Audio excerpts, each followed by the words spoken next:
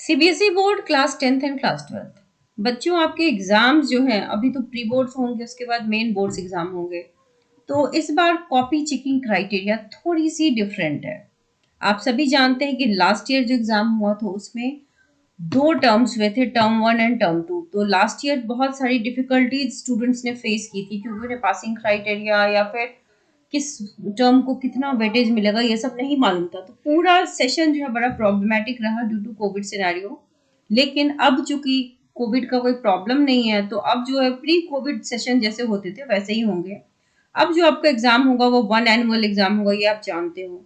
और जो copy checkers है ना, उनके ऊपर जो है बर्डन को थोड़ा सा रिलीज कर दिया गया क्योंकि लास्ट ईयर बहुत से बच्चे फेल भी हुए थे और फेल होने के बाद फिर से रीचेकिंग के प्रॉब्लम्स होते थे। तो इस बार क्या हुआ, सीबीएसई ने एग्जाम के 3 महीने पहले से तैयारी करनी शुरू कर दी होती है। तो सीबीएसई ने वैसे तैयारियां शुरू कर दी हैं बहुत सारी, जिसमें नियम ये बनाया गया है कि आपकी जो कॉपी चेकिंग होगी वो मल्टी लेवल्स पे होगी। ऐसा नहीं होगा कि एक कॉपी चेकर ने चेक कर दिया और आपके नंबर आपको मिल गए, ऐसा नहीं होगा।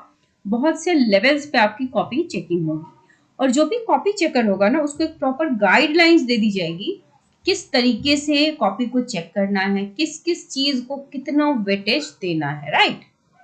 और चूंकि कॉपी चेकर जो है वो रोबोट नहीं है, कंप्यूटर नहीं है, ह्यूमन है। तो उनकी कैपेसिटी जो होती है उसको थोड़ा सा वो कर दिया गया कि एक दिन में वो बहुत ज्यादा कॉपी चेक ना करें ताकि बहुत अच्छे से चेक करें, फेयर हो बच्चों की कॉपी चेकिंग, अनफेयर ना हो। क्योंकि ये बच्चों के भविष्य का सवाल है, बच्चों के नंबर कम हो जाते हैं तो बच्चे बहुत अपसेट हो जाते हैं। किसी की कंपार्टमेंट लग जाती है तो भी बहुत परेशान होते हैं। लास्ट ईयर भी बहुत से बच्चों की लगे थे। इसीलिए सीबीएसई ने इस बार सोचा है कि मल्टी लेवल पे वो कॉपी को चेक कराएगा ताकि आप बच्चों को अच्छे मार्क्स मिले। हालांकि बहुत से लोगों को लगता है कि सीबीएसई की अच्छी कमाई होती है क्योंकि हाँ, फीस तो बढ़ाई गई है कॉपी चेकिंग में, हर पेपर का अच्छा खासा बच्चों को पे करना पड़ता है। लेकिन सीबीएसई भी इतना हसल बसल चाहती नहीं है, तो मल्टी लेवल चेकिंग करा दी गई है। उसमें क्या होगा, कॉपी चेकर के पास आपकी कोई पर्सनल इन्फॉर्मेशन नहीं होगी, आपके स्कूल से हो, कौन से स्टेट से हो, वो उनको पता नहीं होता। ये आप जानते हो कि उनके पास आपका एक रोल नंबर होता है और आपका एक पेपर का कोड होता है, राइट। उनको इतना ही इन्फॉर्मेशन है और एक दिन में वो 25 से 30 मैक्सिमम कॉपी चेक कर सकते हैं शाम तक टिल इवनिंग 5 PM। उससे ज्यादा वो चेक नहीं करते, वो अलाउड नहीं है उनको। जो कॉपी चेकर होगा उसको जो क्राइटेरियाज गिवन होंगी वो भी आप शायद जानते हैं, मैं एलाबोरेट कर देती हूँ बच्चों फिर से, क्योंकि काफी बच्चे कंफ्यूज भी होते हैं। देखो, सीबीएसई में स्टेप मार्किंग होती है। अगर मान लो कि आपको कोई न्यूमेरिकल नहीं आ रहा, जस्ट इन केस फिजिक्स का न्यूमेरिकल है जो आपको नहीं आ रहा, but you know the formula, right. आपने अगर फॉर्मूला लिख दिया या कुछ स्टेप्स लिखे तो आपको उसके नंबर मिलेंगे। मान लो आपको बायोलॉजी में कोई सिस्टम नहीं पता, मान लो कि you are not able to explain that, but if you know the diagram, आपने डायग्राम ड्रॉ करते हैं तो आपको वहां पे कुछ नंबर मिलेंगे।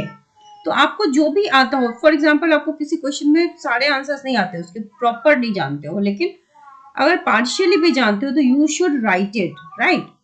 तो वहां पे ऑप्शंस भी होंगे आइदर दिस और दैट। लेकिन अगर मान लो कि उसके बावजूद आपको डाउट है कि नहीं, आपको सही सा नहीं आ रहा, तो भी स्टेप मार्किंग होती है। तो do not forget to write the steps. और कई बच्चे ऐसा सोचते हैं कि हाँ, ये मुझे लिखने की जरूरत नहीं है, तो ऑब्वियस है।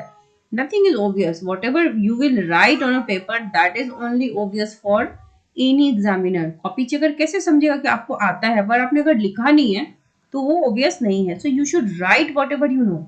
लेकिन लिखने का भी एक रूल होता है, you have to be in the word limit. आप वर्ड लिमिट के बीच रहते हैं। मान लो अगर 80 to 90 वर्ड्स में सर्टेन क्वेश्चन को एक्सप्लेन करना है तो आप 80 से कम नहीं जाओ, 90 से ज्यादा नहीं जाओ। अगर चले भी गए एक दो वर्ड्स तो उससे उतना फर्क नहीं पड़ता, but you should be with in the limit. आप 85, 83 to 85, 87 तक जा सकते हो, उसमें आपका सही रहेगा। 2-3 मार्क्स के जो क्वेश्चन हो, if I am talking about science, तो वहां पे अगर डायग्राम है तो you should definitely draw it, आपके नंबर उससे कटेंगे नहीं।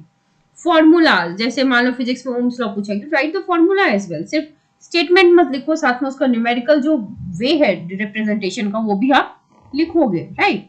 वैल्यू पॉइंट्स बड़े इंपॉर्टेंट होते हैं, राइट। इन सारे क्राइटेरियाज को देख करके कॉपी चेकर आपकी कॉपी चेक करेगा और हर क्वेश्चन का जो वैल्यू होगा, वो मार्क्स जो आपको वो ऑफर करेंगे, वो वहां पर उनको लिखना पड़ेगा। इसके बाद कहानी खत्म नहीं होती है। इसके बाद सेकेंड लेवल है कि ये जो नोटबुक्स हैं आपकी, जो शीट्स है, वो जाएंगे कोऑर्डिनेटर के पास। कोऑर्डिनेटर को ये प्रॉपर चेक करना पड़ेगा कि भाई जो कॉपी चेकिंग हुई है, कहीं पे ऐसा तो नहीं कि मिस कर दिया कॉपी चेकर, नहीं, वो प्रॉपर चेकिंग होगी। उसके बाद वो सेंटर जहां रहा होगा आपका, वहां के सुपरिंटेंडेंट के पास जाएगा। उसके बाद ये 3 लेवल पे चला गया। अब चौथा लेवल है कि हाँ तसल्ली हो गई कि बच्चे की कॉपी सही से चेक हो गई है, तो वहां पर रीटोटलिंग होगी, फिर से आपका टोटल मार्क्स कैलकुलेट कर लिया जाएगा। तो इस तरीके से आपकी कॉपी चेकिंग होगी। तो मार्क्स क्राइटेरिया भी आप समझ गए, कॉपी चेकिंग क्राइटेरिया इस बार यही डिसाइडेड है। तो इसी हिसाब से आप लिखना, तो आप अच्छा स्कोर कर सकोगे।